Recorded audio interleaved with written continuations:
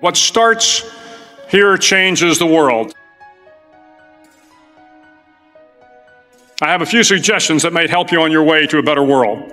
And while these lessons were learned during my time in the military, I can assure you that it matters not whether you ever served a day in uniform. It matters not your gender, your ethnic or religious background, your orientation, or your social status. Our struggles in this world are similar, and the lessons to overcome those struggles and to move forward, changing ourselves and changing the world around us, will apply equally to all. So here are the 10 lessons I learned from basic SEAL training that hopefully will be of value to you as you move forward in life. Every morning in SEAL training, my instructors, who at the time were all Vietnam veterans, would show up in my barracks room, and the first thing they'd do was inspect my bed. If you did it right, the corners would be square, the covers would be pulled tight, the pillow centered just under the headboard, and the extra blanket folded neatly at the foot of the rack. It was a simple task, mundane at best, but every morning we were required to make our bed to perfection. It seemed a little ridiculous at the time, particularly in light of the fact that we were aspiring to be real warriors, tough, battle-hardened SEALs. But the wisdom of this simple act has been proven to me many times over. If you make your bed every morning, you will have accomplished the first task of the day. It will give you a small sense of pride, and it will encourage you to do another task, and another, and another.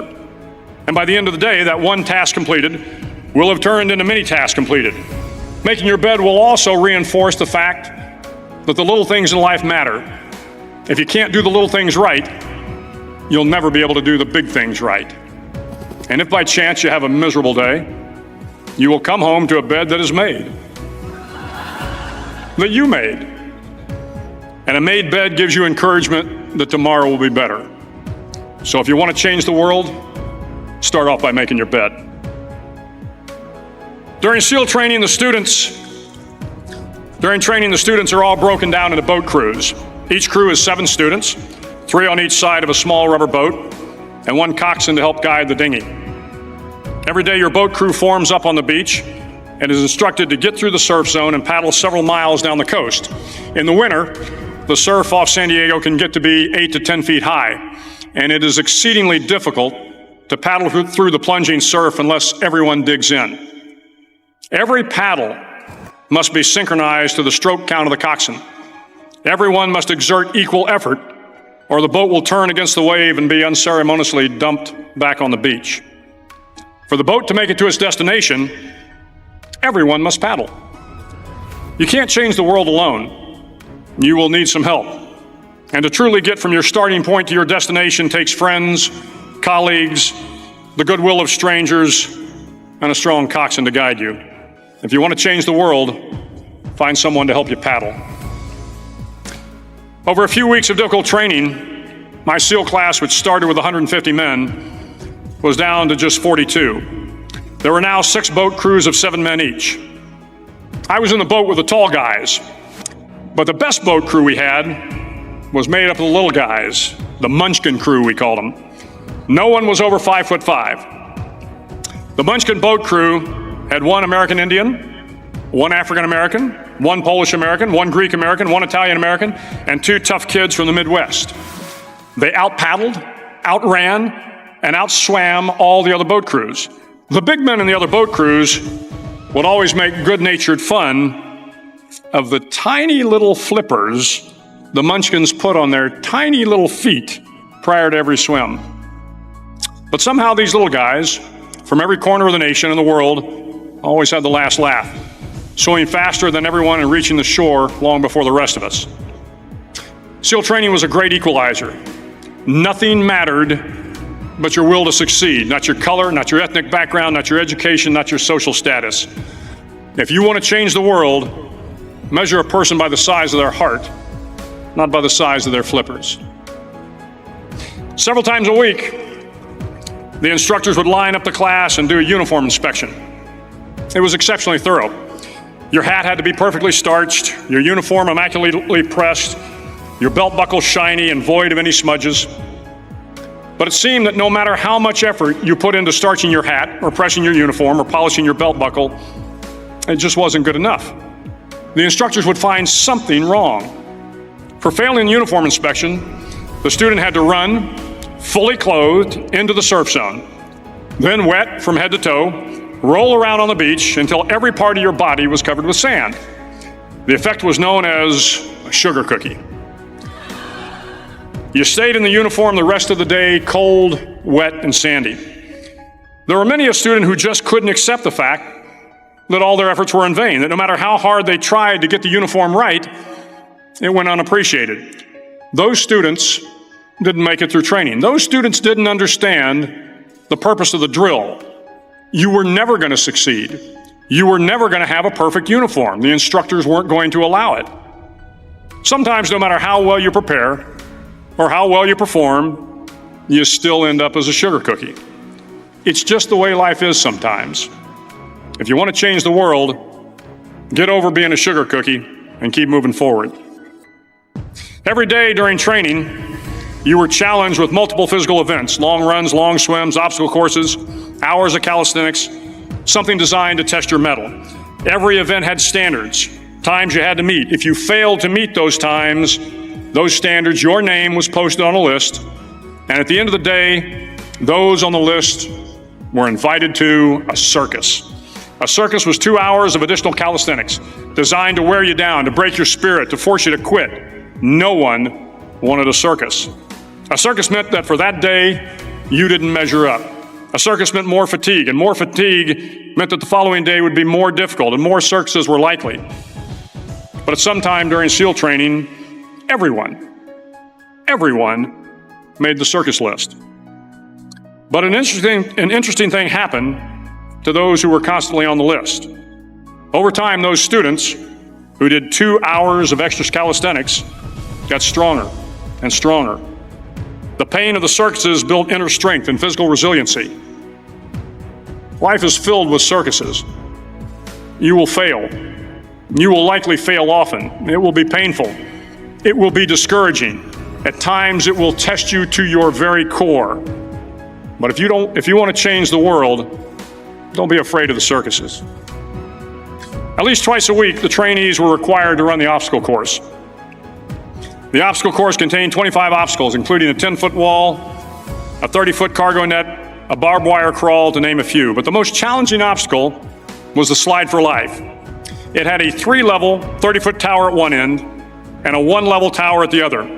In between was a 200-foot-long rope. You had to climb the 3-tiered tower, and once at the top, you grabbed the rope, swung underneath the rope, and pulled yourself hand over hand until you got to the other end. The record for the obstacle course had stood for years when my class began in 1977. The record seemed unbeatable until one day a student decided to go down the slide for life head first. Instead of swinging his body underneath the rope and inching his way down, he bravely mounted the top of the rope and thrust himself forward. It was a dangerous move, seemingly foolish and fraught with risk. Failure could mean injury and being dropped from the course. Without hesitation, the student slid down the rope perilously fast. Instead of several minutes, it only took him half that time. And by the end of the course, he had broken the record. If you want to change the world, sometimes you have to slide down the obstacles head first. During the land warfare phase of training, the students are flown out to San Clemente Island, which lies off the coast of San Diego.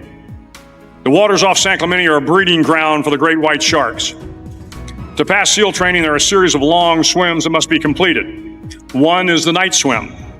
Before the swim, the instructors joyfully brief the students on all the species of sharks that inhabit the waters off San Clemente. They assure you, however, that no student has ever been eaten by a shark, at least not that they can remember. But you are also taught that if a shark begins to circle your position, stand your ground. Do not swim away. Do not act afraid. And if the shark, hungry for a midnight snack, darts towards you, then summons up all your strength and punch him in the snout, and he will turn and swim away. There are a lot of sharks in the world. If you hope to complete the swim, you will have to deal with them. So if you want to change the world, don't back down from the sharks. As Navy SEALs, one of our jobs is to conduct underwater attacks against enemy shipping.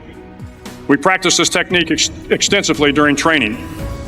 The ship attack mission is where a pair of SEAL divers is dropped off outside an enemy harbor and then swims well over 2 miles underwater, using nothing but a depth gauge and a compass to get to the target. During the entire swim, even well below the surface, there is some light that comes through. It is comforting to know that there is open water above you. But as you approach the ship, which is tied to a pier, the light begins to fade. The steel structure of the ship blocks the moonlight. It blocks the surrounding street lamps. It blocks all ambient light. To be successful in your mission, you have to swim under the ship and find the keel, the center line, and the deepest part of the ship. This is your objective. But the keel is also the darkest part of the ship, where you cannot see your hand in front of your face, where the noise from the ship's machinery is deafening, and where it gets to be easily disoriented, and you can fail.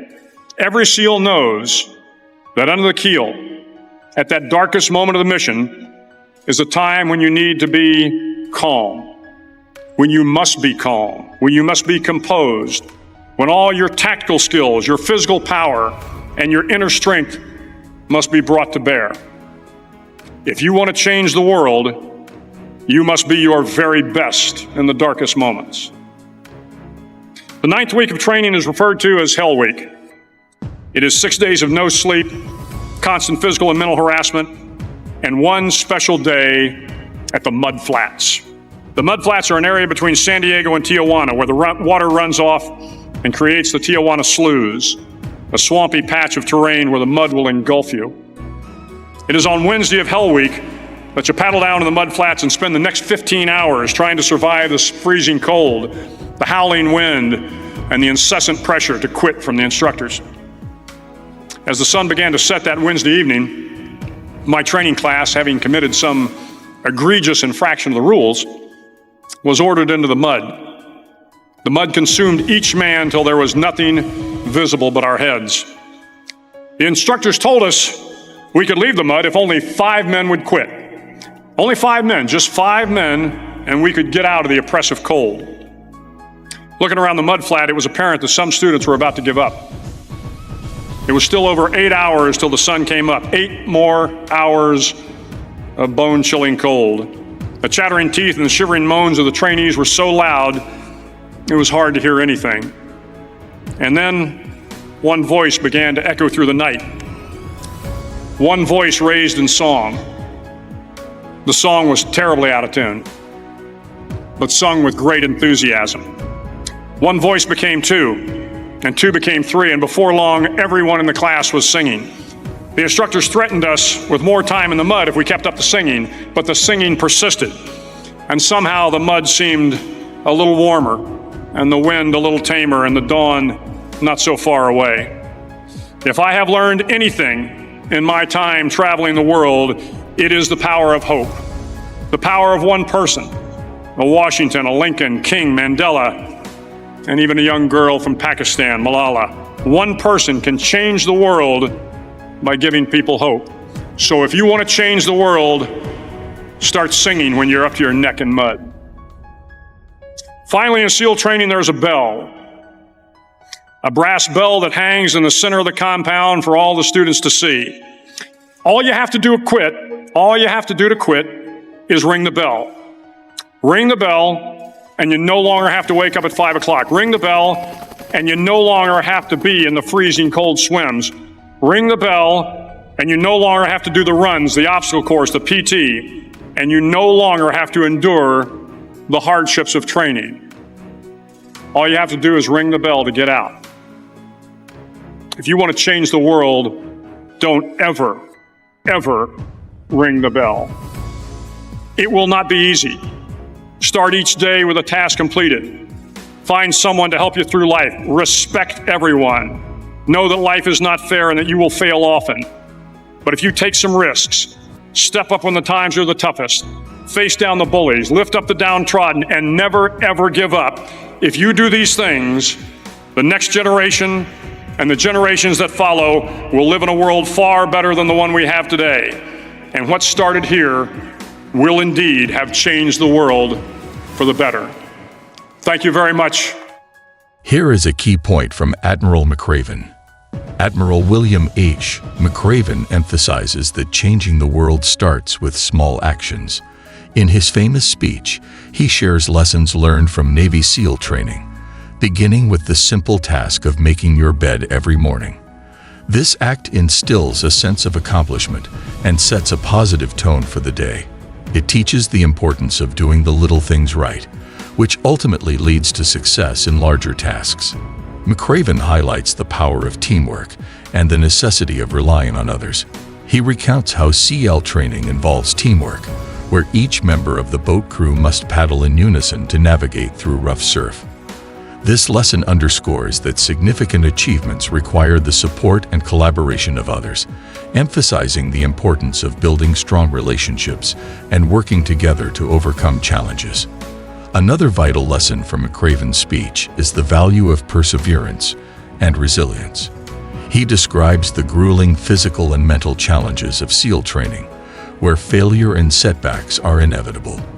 McRaven explains that enduring these hardships and continuing to push forward builds inner strength and resilience.